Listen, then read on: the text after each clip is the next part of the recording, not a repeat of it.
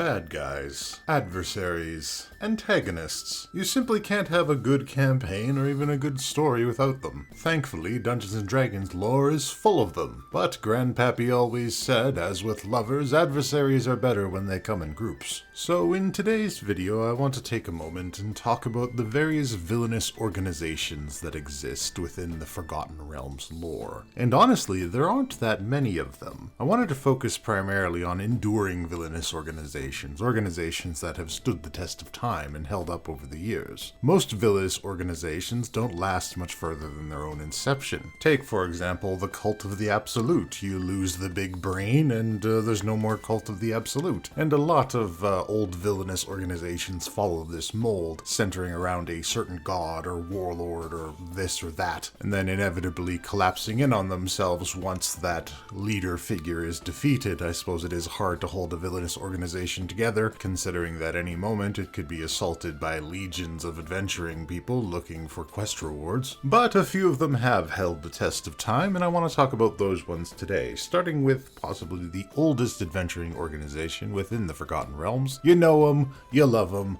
Let's talk about the zhentarim. Now, the zhentarim have been around for a lot of years, and it almost seems difficult to call them evil at this point. Their reputation has been somewhat sanitized over the last few years. I touched on this a little bit in my factions video when I talked about the factions relationship within 5th edition. The zhentarim over the last few years has been really watered down. We can see this in a couple 5th edition storylines where the zhentarim are teaming up with organizations like the Harpers and the Lord's Alliance for the sake of preserving the world order and defeating another bigger, eviler person. They're a lot like the rogues from DC Comics these days. They'll work with the good guys if there's a greater evil and they've got a code of conduct, but everybody kind of accepts they're bad guys. Jesus, the rogues, that's a deep cut. If you don't read comic books, look up the rogues. Anyways, my point is that the zhentarim wasn't always this toothless, mercantile, mercenary organization that we see in 5th edition. In fact, in the olden days, they used to be the Cobra to the Harper's G.I. Joe. But I'm getting ahead of myself. The history of the zhentarim begins in a place known as Zhentil Keep. You're going to notice a theme here. It also begins with one human wizard, another theme you're going to potentially notice as we go on. A man by the name of Manshun. Now, Manshun's history is a little wild. He could be charitably described as a man with many personal problems and uncharitably described as somebody who's absolutely Fruits Loopy. So I don't want to spend too much time on his backstory. Anybody who has played Dragon Heist probably remembers him. Instead, we're going to spend a bit more time talking about the zhentarim and how it was created and how it operates, but we do need to talk about Manshun's history, so we're going to do a bit of a Cliff Notes version to get our bearings.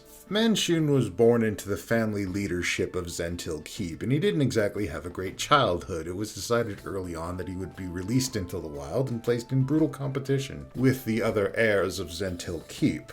Through a lot of murder and more murder and a little bit of trickery, Manshun was able to come out on top and become the leader of Zhentil Keep, which also, as it just so happens, was a center of worship / Church of Bane. A lot of Baneites in Zhentil Keep. They love Bane and Zhentil. So naturally, Manshun was raised in the Baneite traditions of tyranny and conquest, but he thought, well, do you know what's even better than being an evil conqueror? Being an evil capitalist. And that's kind of how the zhentarim was born. While Manshun outwardly continued to pay his tributes to Bane and uphold the tenets of the Baneite Church, it could be said that he was somewhat paying lip service, because in secret he directed his zhentarim agents to set up massive trade networks and mercenary companies throughout the Sword Coast, and even stretching further into other continental areas. It seemed Manshun believed that conquest didn't really fill the coffers, and he wasn't necessarily wrong. And to his credit, with these tenets, the zhentarim has stood the test of time. Manshun, on the other hand, he ran into a few issues fairly early on. You see, the tenets of conquest and tyranny in Baneite society, the Baneite Church also taught that it was a good idea to constantly backstab and one-up each other within the church because this separated the strong from the weak. And this led to Manshun having a little bit of a complex about being assassinated. You know how it is, you run a global cabal of assassins assassins and Bainite worshippers, you start to worry about back knives. So Manchun did what any logical human being would do. He created dozens of clones of himself. Unfortunately, this plan would somewhat backfire when the original Manchun was slain by a priest of Bane known as Fazul Kembril, Pasta Fazul. And after his death, all of his clones decided to have a giant fight with each other to determine who was the real Manchun. The only survivor of this battle, which was known as the Manchun Wars, was one clone that went by the name of Orbach,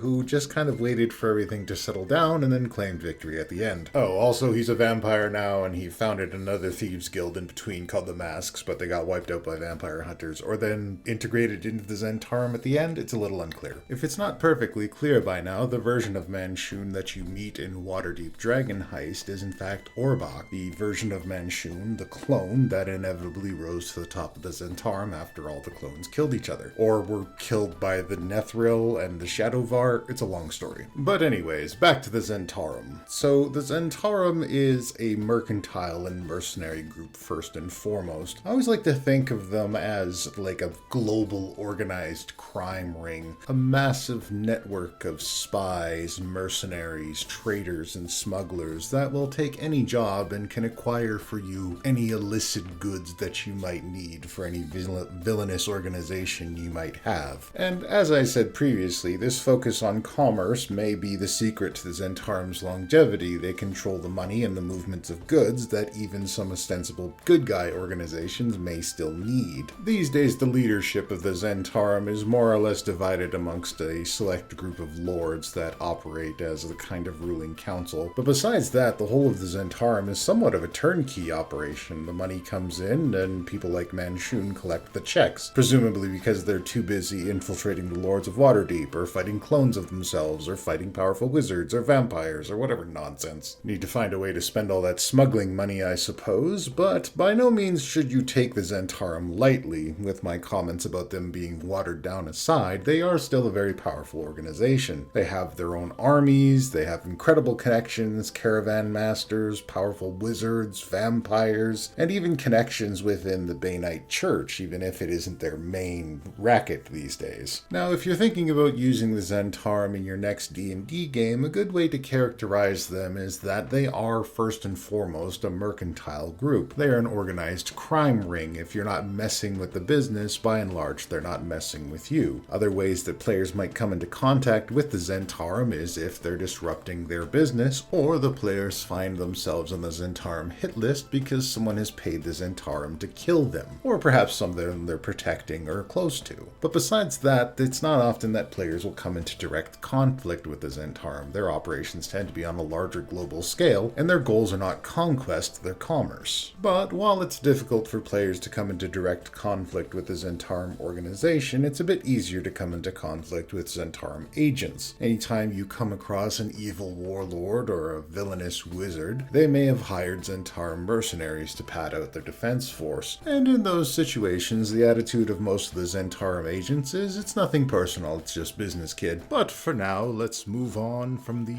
evil capitalism of the zhentarim to the evil religion of the Cult of the Dragon. And I hear you, dear viewer, but Puck, we already know about the Cult of the Dragon. Everyone's seen or played Tyranny of Dragons, or knows someone who's played Tyranny of Dragons, or purchased Tyranny of Dragons, read it once and left it to languish on the shelf for all eternity. Well, dear viewer, I'm here to tell you that there's a lot more to the Cult of the Dragon than what we see in the Tyranny of Dragons books. Now get out of here, you're getting straw all over the place. I can't help but feel like the Cult of the Dragon gets overlooked by a lot of people. They had the unenviable position of being the opening act for what would become the most popular edition of Dungeons & Dragons ever. It's like being the person who opened for the Beatles on The Tonight Show. Nobody's ever gonna remember you. But I, for one, love the Cult of the Dragon. I think they make great antagonists. I'm a sucker for a good, well-organized evil organization, and the Cult of the Dragon has that in spades, with clearly defined frontliners, lieutenants, and leaders. Their theming is always on point. Everything is dragon or dragon adjacent. And their ideology, their history, and what they're trying to achieve is frequently goofy as fuck, and I absolutely adore it.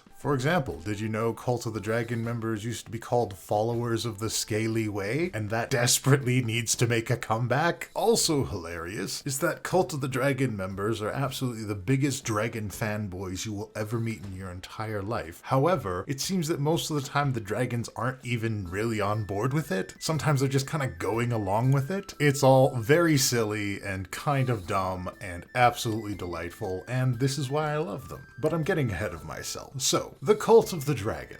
The story of the Cult of the Dragon begins with, say it with me now, an ancient and powerful wizard by the name of Samaster. He was actually a chosen of Mystra. Yeah, Mystra really does pick favorites when it comes to wizards, and it usually ends badly. It went good once. You really gotta stop picking favorites, Mystra. Any parent will tell you that. Even if it's not equal, you gotta pretend it's equal. So anyways, Samaster went crazy under the weight of being Mystra's chosen and came up with a prophecy that undead dragons were destined to rule the world. And with this goal in mind, Samaster created the first ever Dracolich in existence, and the Cult of the Dragon was born. And for the longest time, this is what the Cult of the Dragon was all about, going out in the world and trying to create as many Dracoliches as possible by having your subordinates collecting various dragon artifacts, creating special dragon magics and dragon spells, and then reaching out to all the dragons they could find and trying to sell them on the worst possible retirement plan in Faerun. And this actually kind of worked somehow. The dragon cult tended to target dragons who were particularly power hungry and vain, and then reach out to them when they were at their lowest points or when they were near death, when they'd be eager to make a deal for undead immortality. This eventually drew the ire of the Harpers and a couple clerics of Lathander, who went up to Samaster and politely asked him to stop making Dracoliches. He replied shan't, and they decided to murder him. Of course,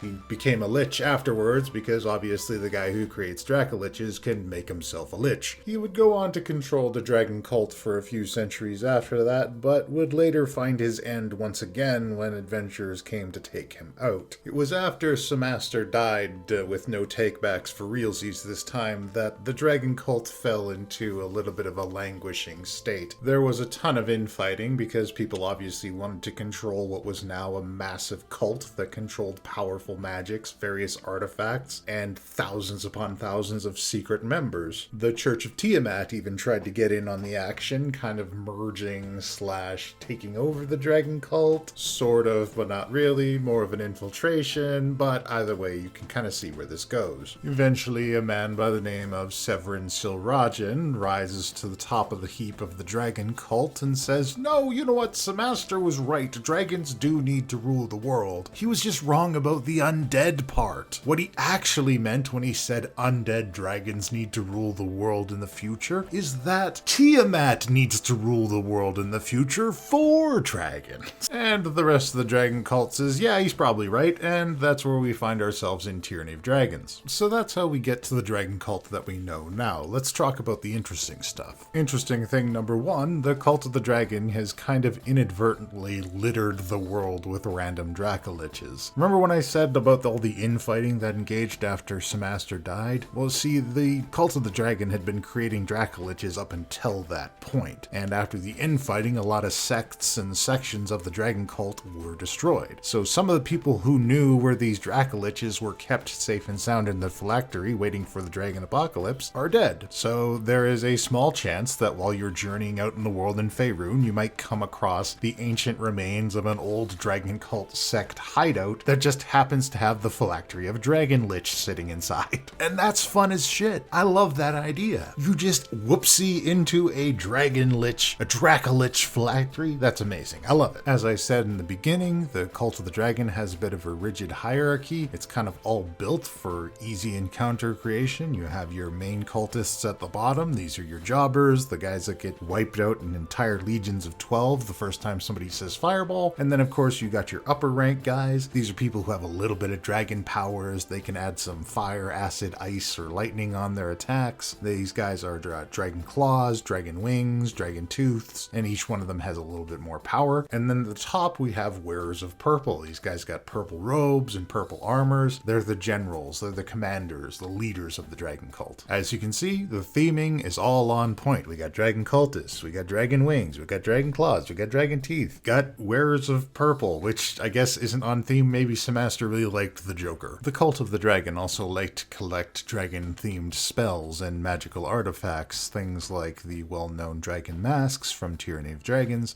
but other lesser-known items such as dragon rings and draconic mastery amulets. Their collection of dragon-themed magic is also very impressive. They put it all into a book called The Tome of the Dragon, which is said to be written by Samaster himself and a few of his subordinates. A lot of it's necromancy stuff, like using dragon teeth to make a legion of skeletons or dragon scales to make drakes, and also detailed instructions on how to create a dracolich. So, as you can see, there is a lot more to the cult of the dragon than what we get in Tyranny of Dragons. The followers of the Scaly Way. There's a lot more to the followers of the Scaly Way. And I'd love to go over more of it, but we got a lot of ground to cover, and I'm already 15 minutes into this video. So let's move on and talk about another one of my favorites, the cults of elemental evil, another cult on our list. Sadly, we don't know a whole lot about these guys. They're new players on the evil organization scene, having just arrived in 5th edition in the book Princes of the Apocalypse, a book that 4 people played and that I love. The goals of the cults of elemental evil are fairly simple. They all want to bring a powerful elemental from one of the various elemental planes to the prime material to allow them dominion and to make their element superior in our world. The cult of the crushing wave wants everything to be flooded. The cult of the eternal flame wants everything to be on fire. The cult of black earth wants earthquakes everywhere, and the cult of the howling hatred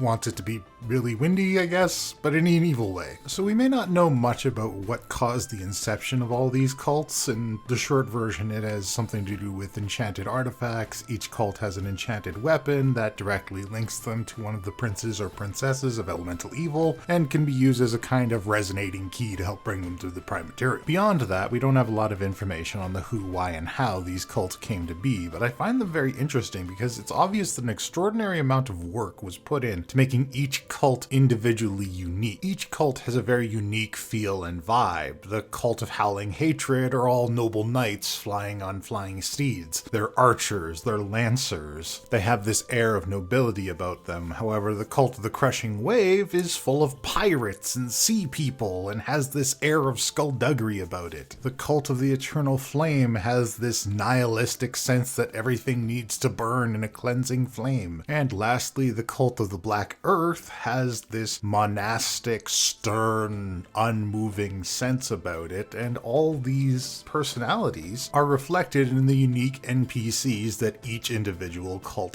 has. And they didn't have to go this hard, but they did for us. Each cult has a unique collection of units or NPCs that fill out their encounters. It would have been very easy to just reskin some existing humanoid archetypes like the bandit or champion or any other creature, but they're all solely unique and they have their own unique powers and abilities, and they seem consistent with the flavor of each of the cults. So with the amount of work that has gone into the cults of elemental evil, it would be an absolute shame that this was the last time we ever saw them in a single adventure module that barely anyone played. And look, I might be biased here. Elementals are in my top 5 favorite monsters to put in campaigns, just below constructs and undead. And if you're into putting elemental themes into your campaigns, the cults of elemental evil have a lot to offer you. Alright, time for the lightning round. This is a couple organizations that we don't have a ton of information about, but are still fun to play with whenever you get a chance. And we'll start things off with the Arcane Brotherhood, the answer to what if wizards started a gang. The Arcane Brotherhood has a bit of a sordid history. It's kind of vacillated back and forth between being kind of evil to fully evil, and now possibly good. Originally conceived as a kind of exclusive club for cool wizards who are into politics, the goal of the Arcane Brotherhood Brotherhood was to establish a political force for itself within the north of Faerun. Under the leadership of a powerful archmage by the name of Arcane Brotherhood, who definitely became a lich later, they were able to seize control of the city of Luskan and became the primary governing force there. Unfortunately, this didn't last long because they took a hard right turn into authoritarianism when they decided that wizards should be able to do whatever they want, and people who have something to say about that should be concerned about how flammable their bodies and houses are. So naturally, there was a huge uprising, and eventually the Arcane Brotherhood was unseated. Arcane Brotherhood's assistant, Valindra Shadowmantle, was turned to a lich against her will, and later went on to join the Red Wizards of Thay. As for Arcane Brotherhood himself, he decided the best way to end things would be to blow up his home and a large portion of the city before going into hiding, and that was the end of the Arcane Brotherhood for a while. It seems that they put things back together and have established a new tower and regained the trust of the people of Luskan. The Arcane Brotherhood is under new leadership now, and there's no word what their true intentions might actually be. They're being very selective about adopting new members. When the war popped off, there were a number of Brotherhood mages and wizards who separated from the Brotherhood to join the forces that were fighting against them. Either way, it seems the entire war was just an elaborate and convoluted scheme by Jarlaxle to acquire some northern shipping lanes, so I guess all's well that ends well. Speaking of Jarlaxle, let's talk about Bregan D'aerthe. Bregan D'aerthe is a drow mercenary company. It's operated by Jarlaxle and his good friend and subordinate Kimoriel Oblodra. Primarily, they're a mercenary group and a mercantile group. They operate in illicit trade, black market goods, and moving things between the surface world and Menzoberranzan. See, Jarlaxle realized very early on that there was a market in the Underdark for goods from the surface and just began moving things back and forth, as well as there being a market on the surface for goods produced in Menzoberranzan. Those are the day-to-day things that Bregan D'aerthe gets up to. However, Jarlaxle is an impulsive and ambitious person, so whenever something new strikes his eye and he sees a new opportunity for Bregan D'aerthe, he's usually ready to jump on it at a moment's notice. While Jarlaxle primarily operates Bregan D'aerthe, he will occasionally step aside from the organization to go backpacking across this countryside with his best friend Artemis Entreri, and when that does happen, he hands things over to his subordinate Kimoriel Oblodra. Kimoriel and Jarlaxle have kind of developed an unusual partnership over the years. They have kind of a mutual agreement to not betray each other unless they believe one is going to hurt the organization. Next up is Xanathar's Thieves Guild. Yes, that Xanathar, the one on the cover of the book. Xanathar's Thieves Guild operates out of Skullport, kind of the undercity beneath Waterdeep, den of scum and villainy.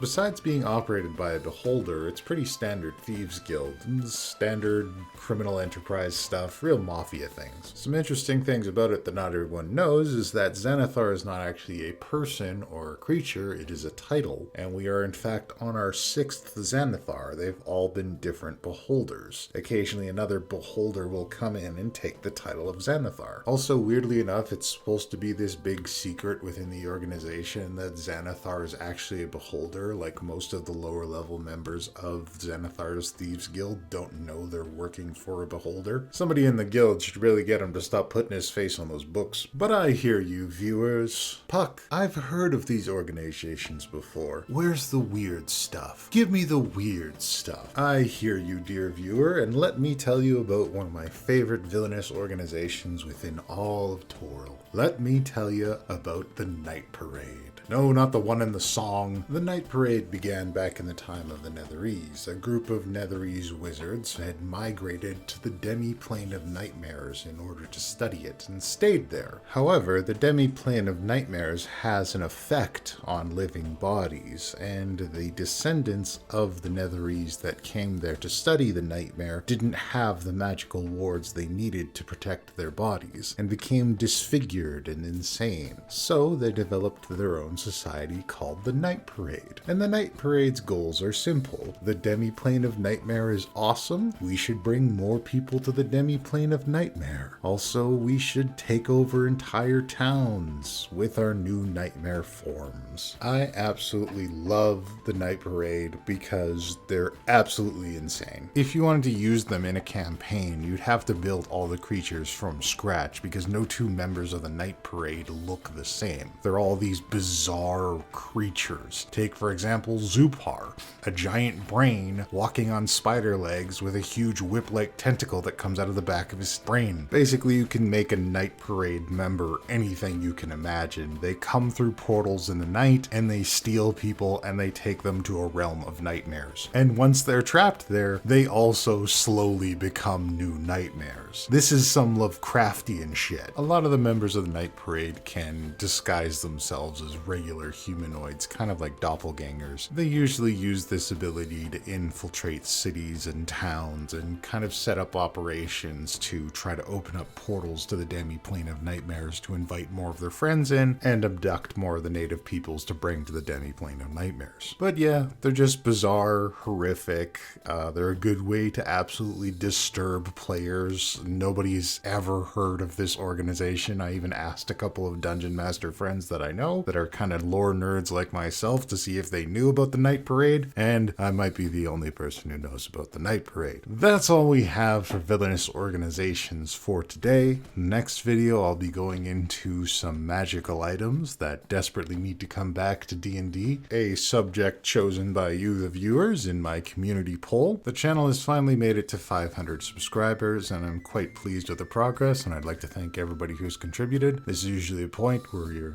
most YouTubers have got to say, hey, there's a lot of people that watch the video that don't subscribe to the videos. If you're watching the videos, subscribe. That's every video on YouTube. I don't know why people keep saying that. Look, you watch the videos. If you think I earned a subscription, if you think I earned the effort it takes you to move your mouse and click it, then awesome. Amazing. Thanks for the subscription. If I didn't, well, heck, I hope you enjoyed the video anyways. That's it for today. We'll see you guys in the next video. Till next time, Puck out.